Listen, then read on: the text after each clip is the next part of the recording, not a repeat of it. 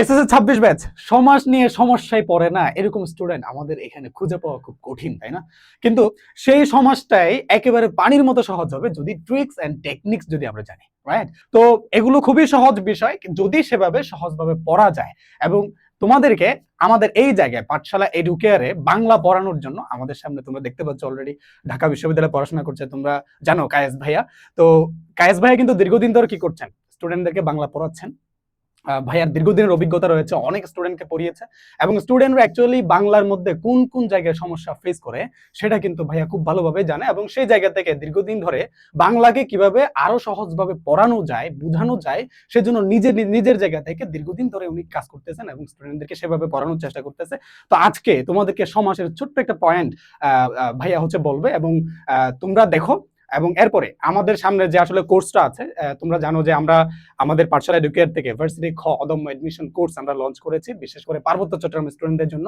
তো তোমরা দেখো, ভাইয়ার ক্লাসটা দেখো এবং ভাইয়াকে জানো, বুঝো। এবং যদি হচ্ছে যে আমাদের এই সামগ্রিক বিষয়গুলো যদি অবশ্যই তোমাদের যদি ভালো লাগে তাহলে অবশ্যই তোমরা কি করবা, নিজে তো এনরোল করবাই এবং সেই সাথে তোমরা তোমাদের যারা ব্যাচমেটরা আছে, তোমাদের ফ্রেন্ডসরা আছে, তাদেরকে অবশ্যই আমাদের সম্পর্কে জানিয়ে দিবা এবং আমাদের এই ক্লাসগুলো কি করবা, তোমরা তোমাদের জায়গা থেকে তোমাদের যে গ্রুপ আছে বা তোমাদের যে হচ্ছে যে তোমাদের ফ্রেন্ড সার্কেল আছে তাদের সাথে অবশ্যই কি করবা, শেয়ার করবা। তাহলে ভাইয়া ক্লাস শুরু করো এবং ভাইয়ার কি করো, ক্লাসটা এনজয় করো তোমরা। কি অবস্থা? আশা করি ভালো আছো সবাই। তো যাই হোক, আজকে আমরা সম্পূর্ণ সমাজটা তো একটা ক্লাসে কভার করব না। আমরা সমাজের সবচেয়ে যে কনফিউজিং টপিক উপমান এবং উপমিত জিনিসটা কি এটা আমরা জানবো এবং এদের পার্থক্য এবং সহজে আমরা কিভাবে জিনিসটাকে সলভ করতে পারি সেটাও বুঝবো। তাহলে আসেন আমরা ক্লাসটা শুরু করি ভাইয়া। আচ্ছা, ক্লাস শুরু করার আগে আমি আপনাদের তিনটা জিনিস একদম সহজ ভাষায় বলতে চাই। প্রথমে আমরা দেখি উপমেয়। উপমেয় মানে কি? যাকে তুলনা করা হয়। ঠিক আছে? যেমন আমি যদি একটা ওয়ার্ড লিখি, ওয়ার্ডটা কি লিখলাম? লিখলাম ধরেন যে চন্দ্রমুখ।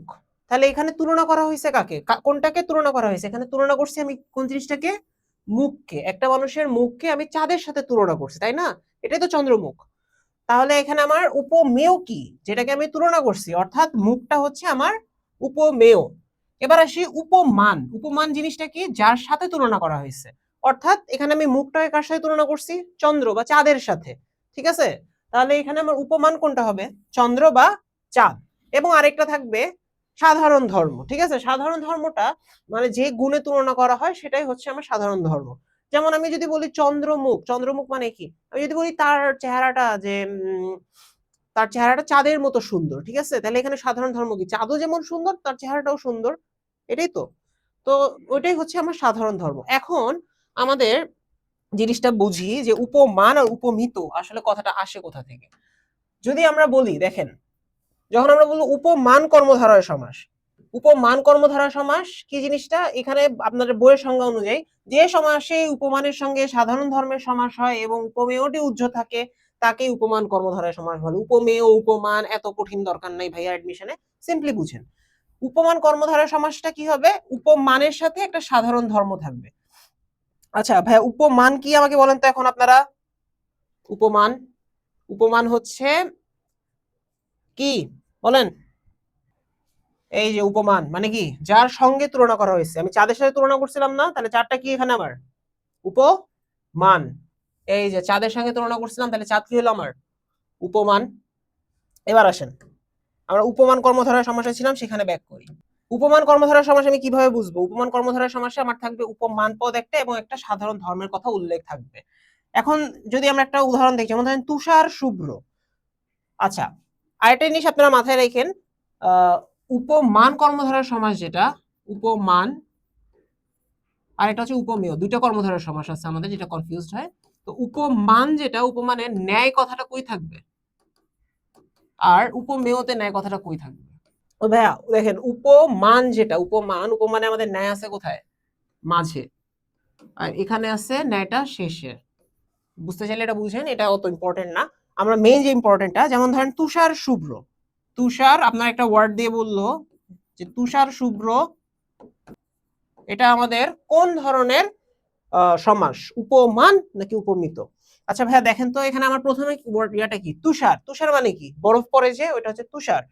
আর বললো শুভ্র, তাহলে তুষার, তুষারের সাথে তুলনা করা হয় না? যার সঙ্গে তুলনা করা হয় সেটা কি? উপমান। এই যে এটা হচ্ছে আমাদের উপমান। আর শুভ্র মানে কি সাদা। তাহলে দেখেন ভাইয়া, শুভ্র মানে হচ্ছে সাদা। তাহলে কি বললো, তুষার শুভ্র, তুষারের মতো সাদা, তুষারের ন্যায় সাদা, এটা সেটাই হচ্ছে আমার তুষার শুভ্র। তাহলে এখানে আমি তুষার পাইছি এবং আমি একটা সাধারণ গুণের কথা উল্লেখ পাইছি। আচ্ছা, আরেকটা দেখি, কুসুম কোমল। আচ্ছা, কুসুম কোমল যদি আমরা লিখি এখানে, যেখানে লিখলাম কুসুম কোমল। ভাইয়া ডিমের খাইছেন তো, সবাই তো ডিম খাইছেন আশা করি। তো ভাইয়া ডিমের কুসুম দেখছেন, যে হলুদ অংশটা থাকে সেটা হচ্ছে কুসুম। আচ্ছা, কুসুমটা কি হয়, শক্ত হয় নাকি কোমল হয়? কোমল হয়। তাহলে এখানে কুসুমটা কি, আমাদের উপমান, কুসুমের সাথে তুলনা করছি আমরা। আর এটার সাধারণ ধর্মটা কি, কোমল, সাধারণ ধর্ম। তাহলে আমরা কি পাইছি যে একটা কুসুম কোমল, কুসুমটা কি এখানে আমাদের উপমান এবং একটা সাধারণ ধর্ম পাইছি। তাহলে সাধারণ ধর্মের কথা যদি উল্লেখ থাকে তাহলে সেটা কি ধরনের পদ হবে, সেটা সবসময় হবে উপমান। দেখেন এখানে কুসুম কোমল, কুসুম তো কোমলই হয়, এই কারণে এটা হচ্ছে আমার উপমান কর্মধারয় সমাস। এবার যদি আমরা একটু অন্যদিকে যাই, আমরা যদি পরেরটায় বলি যে উপমিত, আসেন এবার এটা পড়ি। উপমিততে কি বলছে, আপনাদের বইয়ের সংজ্ঞা আগে দিছি আমি, যে সমাসে উপমেয় উপমানের সমাস হয় কিন্তু সাধারণ ধর্মটি উজ্জ্ব থাকে তাকে উপমিত কর্মধারয় সমাস বলে। আচ্ছা, উপমিত, এখন উপমিততে আমি কি বললাম, একটা উপমেয় থাকবে আর একটা উপমান থাকবে। উপমেয় মানে হচ্ছে কি, যেটাকে তুলনা করব, উপমান যার সঙ্গে তুলনা করব। আমি যদি এখন বলি মুখচন্দ্র, আচ্ছা আমি যদি লিখলাম মুখ চন্দ্র, আমি একজনের মুখকে চাঁদের সাথে তুলনা করছি, ঠিক আছে। এখানে কি আমি কোনো সাধারণ ধর্মের কথা উল্লেখ করছি? এখানে মুখটা কি, আমার মুখটা হচ্ছে আমার উপমেয় আর চন্দ্রটা কি আমার উপমান, কিন্তু আমি কোন সাধারণ ধর্মের কথা উল্লেখ করছি? আরেকটা দেখি, পুরুষ সিংহ, পুরুষ সিংহ, দেখেন তো এখানে এই ওয়ার্ডটা দেখেন আপনি, এখানে দেখেন পুরুষ আছে প্রথমে, ঠিক আছে। তাহলে পুরুষকে তুলনা করছে কিসের সাথে তুলনা করছে, পুরুষকে সিংহের সাথে তুলনা করছে। তাহলে পুরুষটা আমার কি এখানে উপমেয়, মানে আমি যাকে তুলনা করতেছি সেই হচ্ছে আমার পুরুষ এখানে, আর কার সাথে তুলনা করলাম, আমি সিংহের সাথে। তাহলে এটা আমার উপমান। তাহলে উপমেয় কি উপমানের সাথে তুলনা করলাম, পুরুষ সিংহ। তাহলে পুরুষ সিংহ কি ধরনের কর্মধারয় সমাস আমার, পুরুষ সিংহ আমার উপমিত কর্মধারয় সমাস। তাহলে উপমান আর উপমিতের মূল পার্থক্যটা কি, উপমান যেটা সেখানে আমাদের একটা সাধারণ ধর্মের কথা উল্লেখ থাকবে, কিন্তু উপমিততে সাধারণ ধর্মের কথা উল্লেখ থাকবে না। আচ্ছা, এবার যদি আমি আরেকটা আপনাদের সলভ করতে দেই, আচ্ছা বলেন তো, কাজল কালো, দেখেন জিনিসটা, এটা উপমান, কিভাবে উপমান হইলো, কাজল, সবাই তো কাজল দেখছেন আশা করি, তাই না। কাজল কি হয়, কালো হয়, আমার ধর্মটা কি কালো। তাহলে আমি কি বলি, কাজল কালো চোখ, তাহলে আমার সাধারণ ধর্ম আছে, কাজলও কালো, আমার কালো তো কালোই, ওটা সাধারণ ধর্ম, এই কারণে এটা উপমান। আচ্ছা, আমি যদি আবার বলি কুসুম কোমল, এটা তো আমি বুঝাইলাম একটু আগে, কুসুম কোমলই হয়, এটা আমার সাধারণ ধর্মের কথা উল্লেখ আছে। কিন্তু যদি আমি বলি মুখচন্দ্র, ভাইয়া মুখচন্দ্র কি হবে আমার, আমি একজনের মুখকে চাঁদের সাথে তুলনা করছি, কোনো সাধারণ ধর্মের কথা উল্লেখ নাই, এই কারণে এটা উপমিত। পুরুষ সিংহ সেম। তাহলে আমি যদি চূড়ান্ত সূত্রটা বলি, আমাদের চূড়ান্ত সূত্র উপমানের কি হবে, একটা উপমান থাকবে, উপমানের ক্ষেত্রে উপমান থাকবে, উপমানটা কি, যার সঙ্গে তুলনা করব, এবং একটা সাধারণ গুণ থাকবে। সহজ কথায় উপমানের একটা সাধারণ গুণের কথা উল্লেখ থাকবে এবং উপমিততে কোনো সাধারণ গুণের কথা উল্লেখ থাকবে না।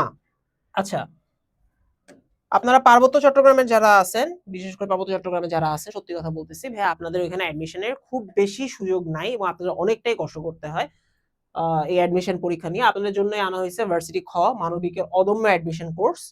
এই কোর্সটা আগে ছিল ৩,০০০ টাকা, কিন্তু ভাইয়া আপনারা যেহেতু অনেক স্ট্রাগল করতেছেন, আমরাও আপনাদের জন্য কোর্সটা করছিলাম ১২০০ টাকা। কিন্তু ভাইয়া এখন এখনই আপনাদের জন্য এই কোর্সটা আমরা আরো কমাইছি এবং ফাইনালি এটা আমরা নিয়ে আসছি, যারা আমাদের কুপন কোড ইউজ করবেন, কুপন কোডটা কি CHT999, ঠিক আছে। এই কোডটা যারা ইউজ করবেন তাদের জন্য এই কোর্স সম্পূর্ণ ৯৯৯ টাকা।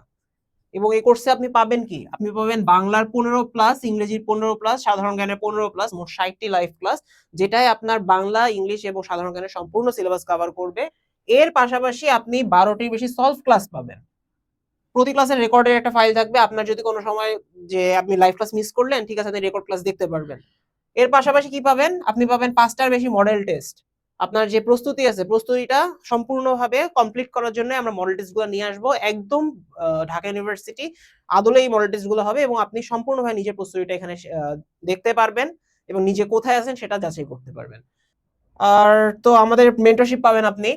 আপনার যদি যখন কোনো সমস্যা হবে আপনারা আমাদের সাথে সরাসরি যোগাযোগ করতে পারবেন, আমরা ম্যান টু ম্যান আপনাদের এই সমস্যাগুলো সলভ করার চেষ্টা করব এবং আপনাদের প্রস্তুতিকে আরো বেগবান করব, আরো শক্তিশালী করব, এবং আপনারা যাতে অ্যাডমিশন পরীক্ষায় খুব সুন্দর একটি রেজাল্ট করতে পারেন সেই চেষ্টা আমরা করব। তাহলে দেখা হচ্ছে আপনাদের সাথে লাইভ ক্লাসে ইনশাআল্লাহ। ততক্ষণ পর্যন্ত ভালো থাকুন, সুস্থ থাকুন। আসসালামু আলাইকুম।